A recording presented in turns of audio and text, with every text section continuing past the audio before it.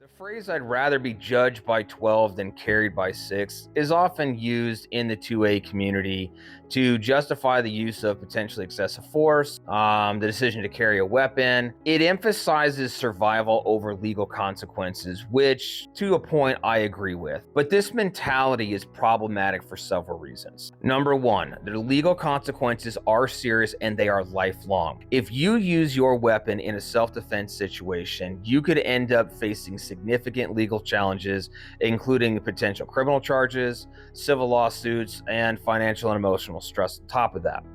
Even if you're acquitted of all these charges, the legal process is long, can be expensive, and is life altering. You could lose your job because of it. It could ruin your reputation. You could have a hard time getting another job. On top of that, because of all the financial stress, what if you start arguing with your significant other over it and that person decides to leave and take the kids with them? And then you end up losing your house over because you decided to make that decision. I'm going to use this weapon against what I feel is life-threatening. Number two, it encourages recklessness. This mindset of judged by 12, carried by 6 can promote overconfidence or a shoot first, ask questions later mentality. That can lead to escalating conflicts unnecessarily. When we're acting without fully assessing whether a lethal force is justified, it can lead to tragic outcomes, such as harming innocent people or misjudging a threat. Misjudge that threat, well, now you're back to number one, which is the legal ramifications of your choices. Number three, it misunderstands the principles of self-defense. Self-defense laws typically require that force be proportional and only used as a last resort when there's an imminent and unavoidable threat to life. When you act prematurely or excessively, it undermines your self-defense claim in courts. Number four, it fails to consider alternatives. A person with this type of mentality may overlook de-escalation tactics, conflict avoidance, or other non-lethal methods of self-defense, which are often safer and more effective ways to handle a potentially dangerous situation. Look, when you unholster that weapons and you start sending rounds down range, you can't pull those rounds back. And it is life-altering for everyone, and it is a lose-lose situation for everyone involved. Avoidance or escape is almost always preferred when possible. Number five, ethical and moral concerns. Taking a life, even in self-defense, has profound emotional, psychological, and ethical implications. The mindset minimizes the weight of taking another person's life, which should never be done lightly or without exhausting all other options. Look, unless you have actually pulled the trigger and ended someone's life, you're just talking shit. You're talking out your ass. It's a bunch of tough guy talk, and you can sit here and you can say, I do this and I would do this, and in this situation, I'm gonna do this. You don't know what's gonna happen until it's time to happen. So until then, shut up. Number six, public and jury perception. If your case goes to trial, the jury's perception of you, the defendant, your actions are going to be critical. If you have this attitude of judged by 12 and carried by 6, it's going to suggest that you're a reckless person, or you had a premeditated willingness to bypass legal considerations, and that's going to work against you as a defendant. Prosecutors could interpret this mentality as evidence of premeditation or some type of cavalier attitude towards violence. That's going to work against you, and they're going to find it. They're going to scrub every social media site. They're going to look at every post that you've ever made. They're going to look at every comment that you've made on other people's posts, and they're going to find it, and they're going to use it against you. And number seven, it promotes a false dichotomy. This phrase of judged by 12 suggests that you have a binary choice between survival and legal judgment. You're ignoring all the possibilities of achieving both safety and lawful action. Through proper training, situational awareness, and adherence of the law can help you as an individual protect yourselves without unnecessarily risking legal consequences. Basically, are you taking the steps to avoid self-defense situation with the use of a firearm to begin with.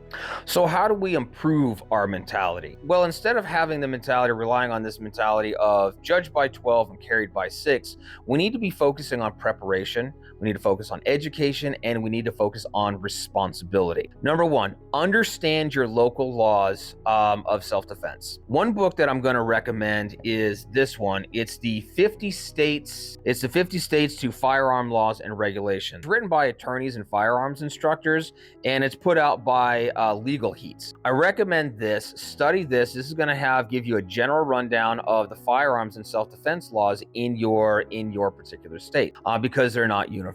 Another book that I highly recommend is honestly our U.S. Constitution. I think this is something that as Americans, not just 2A supporters, but honestly as Americans, we should have in our library. We should read it every so often.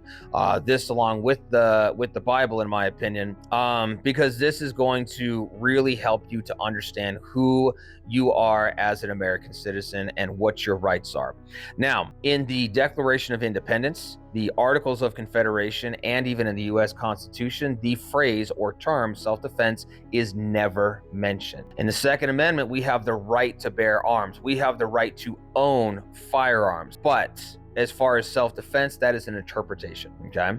So study up on the U.S. Constitution so this way you know what you can and what you can't do. Number two, train regularly in de-escalation, conflict avoidance, and situational awareness concepts. To give you a start, here, this one right here is pretty popular. Maybe some of you guys have already read it, which is Never Split the Difference by Chris Voss. Chris Voss is a former FBI agent. He does have a YouTube channel, and he teaches a lot of how to negotiate with people, how to sell people better, basically how to put people on your side. But he does also talk about situational awareness. He does talk about de-escalation and conflict avoidance are kind of ingrained into a lot of the lessons that he's teaching in his book. Okay, so that's another book that I would recommend. And training with your weapon. You need to be so good at your weapon that you know that weapon as well as you know the back of your hand. You need to be taking classes. Classes with a good qualified firearms instructor. Not just if you have a pistol, it's not just basic pistol, but escalating that if they have any type of CQB. I would also recommend taking medical courses as well. If you have CPR, Stop the Bleed is a big one. If you can find combat medical courses to take, so this way you're learning how to properly use a tourniquet, pack a wound, such like that. The reason I say that is because, again, that's also going to change your mentality. When you start seeing and you start practicing and understanding what bullets do to the human body and how it disgustingly destroys it, you may have a different mindset and a new appreciation for what your weapon can do. Okay, so make sure you're training, again, not just in marksmanship and understanding, and that's not just on the range. And by the way, train at the range regularly. I know it can get expensive, but your goal is to try to carve out time and finances to send at least 150 rounds down range every single week. Once you do that and you start getting to a level of where you're doing 2 and 4 and 5,000 rounds a year, you're going to really understand that weapon and you're going to appreciate it a lot more, both on the pistol and if you happen to do like shotgun or carbine or something like that.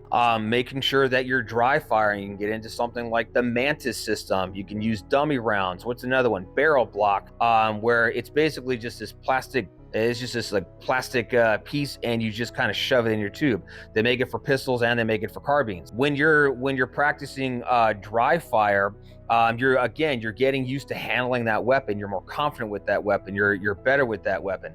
The more confidence in actual application that you have with that weapon or those weapon systems that you own, you're going to have a different mentality on its usage as well. And that again is going to change the idea of I'm just going to shoot first and ask questions later type thing. Okay.